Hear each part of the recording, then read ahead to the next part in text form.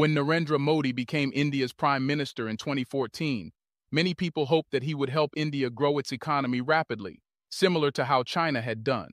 They wanted India to have an efficient government and advanced factories that would attract billions in investment from big international companies.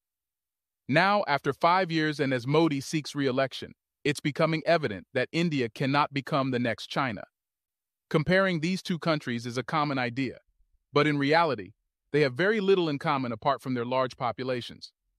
China is a one-party autocracy that successfully brought its homogeneous Han and Mandarin-speaking majority together for decades of radical reforms.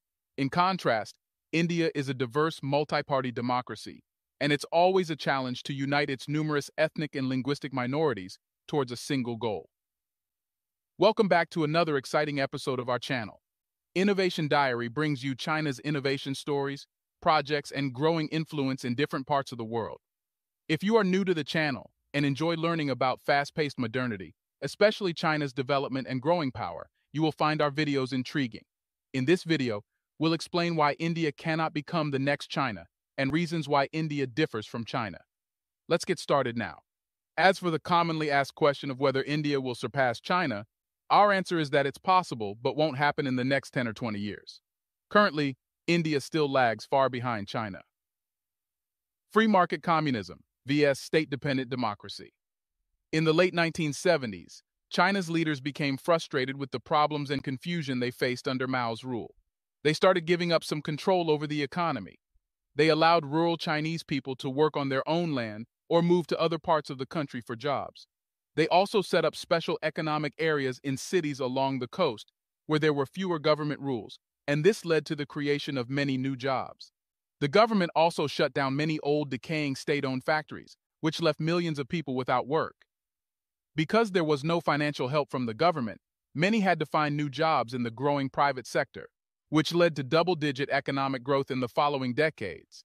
India, on the other hand, has been cautious about making large-scale changes that could cause mass job losses and big migrations. This caution is partly because India's democratic leaders are worried that voters would be unhappy with the short-term disruptions and hardships. As a result, India has seen a slower shift from rural to urban areas, from farming to factories, and from government-run to privately owned businesses compared to China. Most Indians still live and work in rural areas, with about 70% of the population residing there. Thriving new cities, like in China, are rare in India. Many industries in India are still owned and managed by the less efficient government.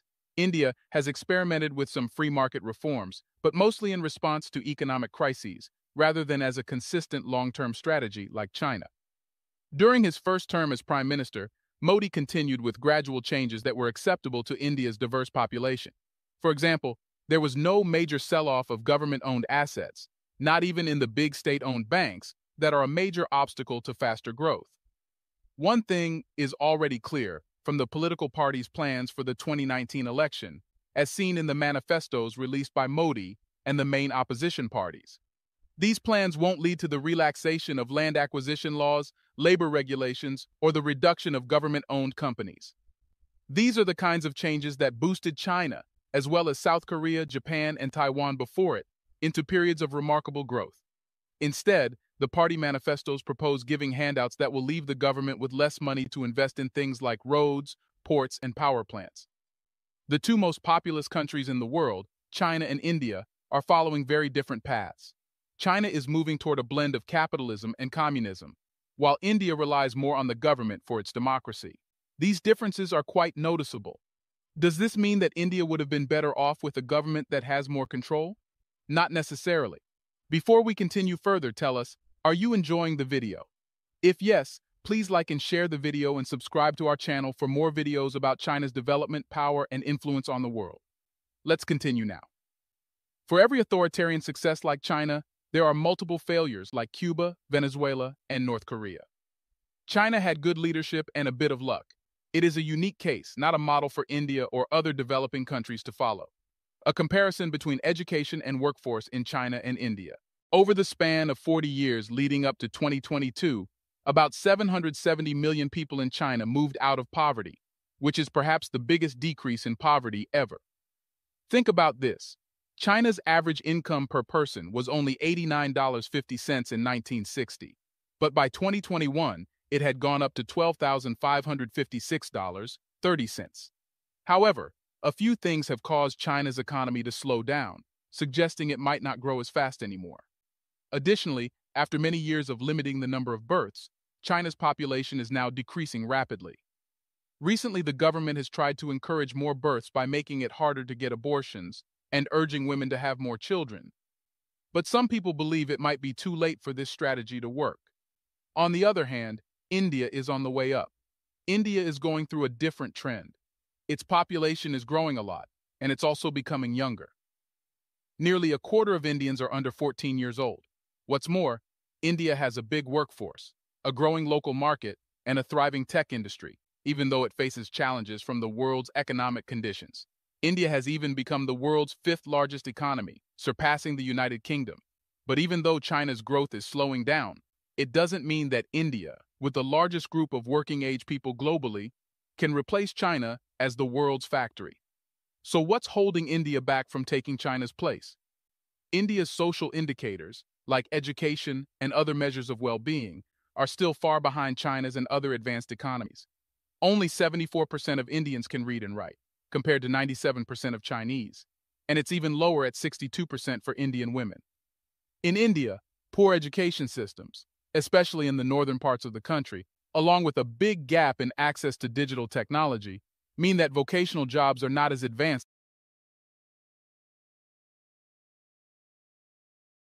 as in China. The challenge for India is that having a large young population doesn't help if people don't have the necessary skills. If India doesn't address this, the country will grow old before it becomes prosperous. It's one thing to have the world's biggest population and the largest group of working-age people, but it's quite different to provide enough good jobs that increase productivity and economic growth. While China did an excellent job turning its growing population into a manufacturing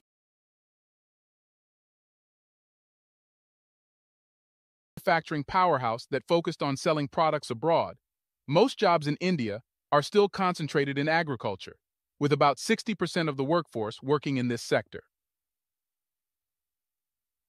India versus China on infrastructure. Another thing missing in India's path to growth is the infrastructure. This means the railways, roads, and airports are not working as well as they should. They cause problems for moving goods from one place to another, which slows down growth and investments. India is not the first country that faces these issues, but Prime Minister Modi hopes that by making big improvements, India's $3.5 trillion economy can become a $5 trillion economy by 2025 to 26. However, making these improvements is a bit more complex. Unlike China, where the government has more control, India is the world's biggest democracy, and Modi has to work with 28 state governments, along with cities and government departments in a country that has often had conflicts. India doesn't have the same kind of connected system as China, where products are made using parts from inside the country. In India, manufacturers often have to bring in parts from other countries, which makes the final product more expensive. One reason India hasn't built as many manufacturing facilities as China is that it hasn't spent as much on infrastructure. For example, in the year 2019, before the pandemic, China used about 6.5% of its GDP to improve infrastructure, while India only used 4.5%. These are the reasons why India can't replicate China's path. However, this doesn't mean India isn't growing or can never surpass China. In fact, we believe that India's economic growth prospects are even more promising than China's. But it will take a long time to significantly reduce the economic development gap between these two countries. One thing is certain: the increasing tension between the United States and China will work in India's favor. Companies and businesses are seeking alternatives to China, and India may play a significant role in this shift. We would like to take a moment here and appreciate you all for commenting and sharing your opinions. Your insights always impress us. What do you think? Can India become China? Will India be able to replace China? Let us know in the comment section below. Do you want to watch more videos like this one? If yes, please like and share the video, and subscribe to get exclusive videos about how phenomenally China is developing and growing its influence over the world. Until the next video, stay tuned.